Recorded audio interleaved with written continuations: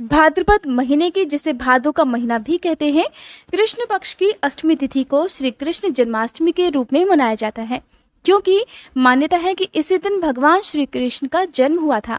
इस तिथि को घनघोर अंधेरी रात के समय रोहिणी नक्षत्र में मथुरा के कारागार में वसुदेव की पत्नी देवकी के गर्भ से भगवान श्री कृष्ण ने जन्म लिया था। पौराणिक कथाओं के अनुसार भगवान श्री हरि ने इस संसार को पापियों के अत्याचार से बचाने के लिए द्वापर युग में श्री कृष्ण के रूप में ये अवतार धारण किया था।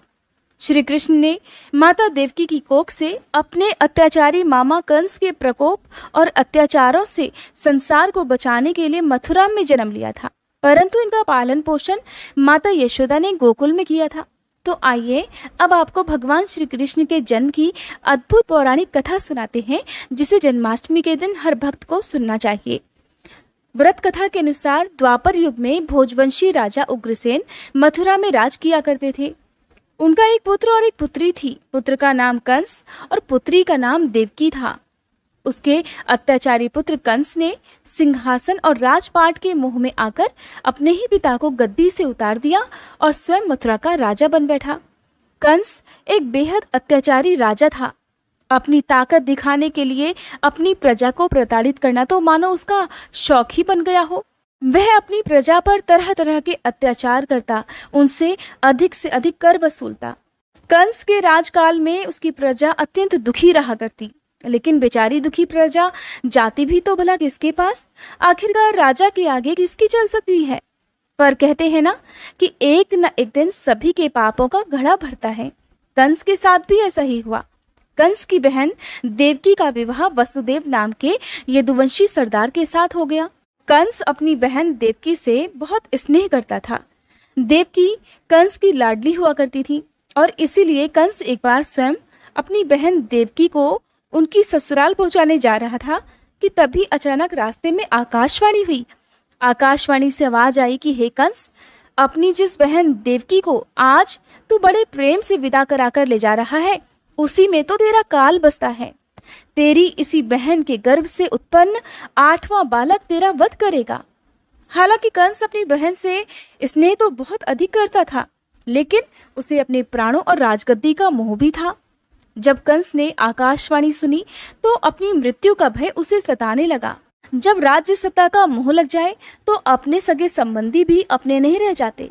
कंस ने आकाशवाणी की बात सुनकर सोचा कि अगर वह देवकी के पति वसुदेव को मार दे तो देवकी संतान को जन्म ही नहीं दे पाएगी। तब तो ना ही उसका काल कभी जन्म लेगा और ना ही उसकी कभी मृत्यु होगी। ये सोचकर कंस बड़ी तेजी से वसुदेव की ओर बढ़ा और उनको मारने के लिए तलवार निकाल ली। जैसे ही कंस वसुदेव को मारने के लिए तैयार हुआ, तभी देवकी अपने पति के प्राणों को संकट में देखकर अत्यंत भयभीत हो गई। वो अपने भाई को भली भांति जानती थी। उन्हें पता था कि कंस अपनी जान बचाने के लिए किसी के भी प्राण ले सकता था। इसलिए देवकी ने अपने प्राण प्रिय पति की जान बचाने के लिए कंस से बड़ी विनम्रता पूर्वक कहा, मेरे गर्भ से जो भी संतान होगी, हे भाई, उसे मैं तुम्हारे सामने लाकर दूंगी। फिर तुम उसका जो चाहे करना, लेकिन मेरे पति को मत मारो।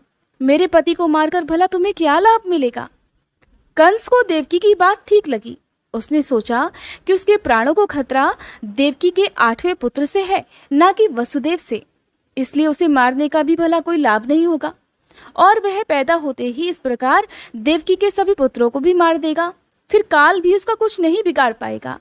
ये सोचकर कंस ने देवकी की बात मान ली और मथुरा वापस चला आया, लेकिन उसने वसुदेव और देवकी को कारागृह में डाल दिया। वसुदेव देवकी के एक एक करके 7 बच्चे हुए। 7 को जन्म लेते ही कंस ने मार डाला। जब 8वां बालक होने वाला था तो अपनी मृत्यु के डर से कंस भयभीत हो गया। वो ये नहीं चाहता था कि देवकी और वसुदेव का ये पुत्र किसी भी हाल में जीवित बचे। इसलिए 8वें बालक के पैदा होने से पहले ही कंस ने कारागार पर उसने और भी अधिक कड़े पहरे बिठा दिए। उसी समय दूर नंदगांव में नंद बाबा की पत्नी यशोदा को भी बच्चा होने वाला था।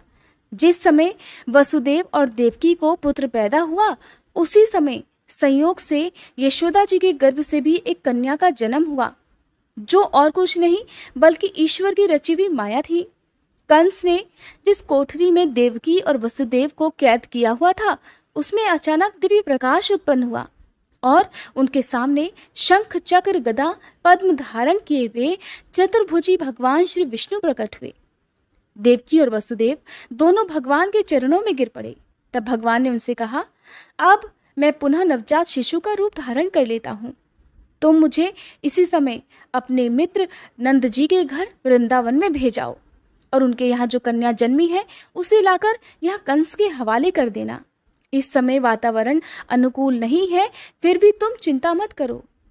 तुम्हारे इस कारागार से बाहर निकलने से पहले ही जागते हुए पहरेदार सो जाएंगे।